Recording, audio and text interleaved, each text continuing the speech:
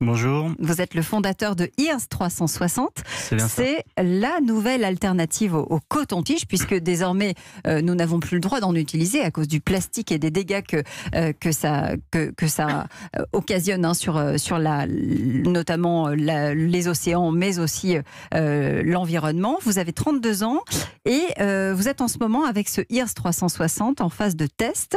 La commercialisation est prévue pour le mois d'avril. De quoi avez-vous besoin et comment en êtes-vous venu à créer ce projet? On vous écoute, vous avez 1 minute 30. Très bien, alors tout a démarré. Déjà tout simplement, je suis chef de projet en technologie Microsoft depuis près de 12 ans. Je suis très penché sur tout ce qui est nouvelles technologies, nouvelles solutions. Depuis peu, je m'intéresse au zéro déchet et au zéro gaspillage.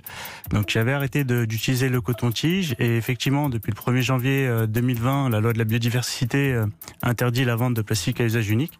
Donc en France, puis 2025 en Europe. L'idée, c'était d'imaginer une solution où on pouvait se nettoyer les oreilles tout en préservant notre planète.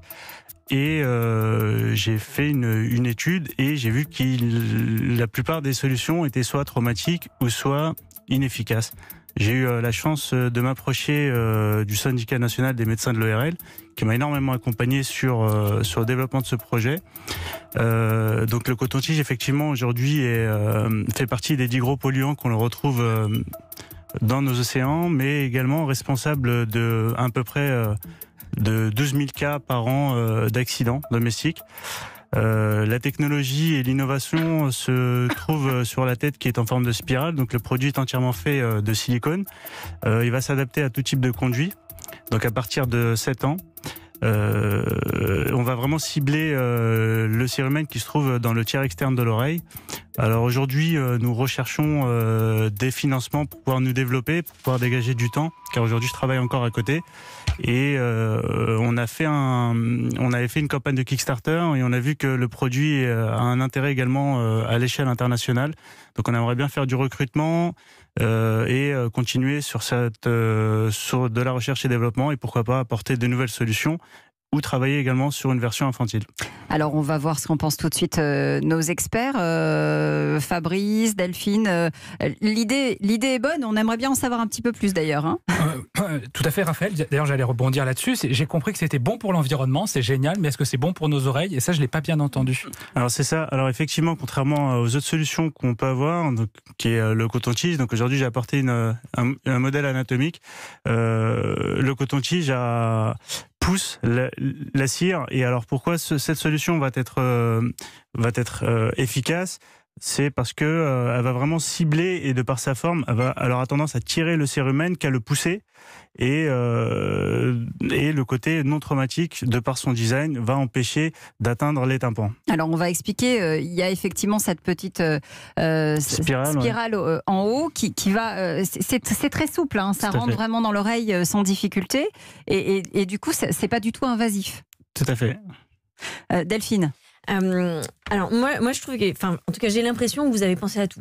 Le momentum autour du plastique, le réveil écologique qu'on a en France depuis quand même quelques temps, ce côté Made in France aussi qui parle beaucoup en ce moment aux consommateurs, les aspects sécurité, hygiène. Je suis assez impressionnée. Est-ce qu'il y a une innovation technologique vraiment forte ou est-ce qu'il y a une concurrence déjà à l'étranger? Est-ce que vous avez des personnes qui ont quand même commencé à travailler sur des alternatives au coton-tige? Alors comme je disais, il y a déjà des solutions qui existent, mais ce ne sont pas des solutions qui vont être atraumatiques ou alors efficaces. Et en tout cas sur ce produit-là, je suis le seul à m'être rapproché des ORL et avoir donné une totale transparence. C'est pour ça qu'aujourd'hui aussi j'ai apporté avec moi une modèle d'oreille. Hein. Oui, j'allais pas demander à Raphaël de tester le produit, mais je peux, hein, mais j'ai le casque sur les oreilles pour l'instant. Et donc voilà, donc j'ai fait également une vidéo où j'ai comparé aussi les produits.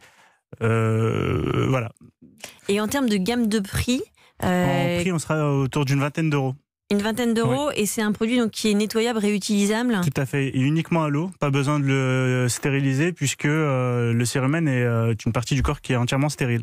Mais on peut le trouver où ce produit? C'est vendu sur le net, c'est dans les pharmacies? Pas encore, on est en phase, phase de production. Et d'ailleurs, on est en phase de production, tout à fait. Juste hier, on a rencontré la société qui se trouve aux Yvelines, donc près de Rambouillet, qui va nous faire la production.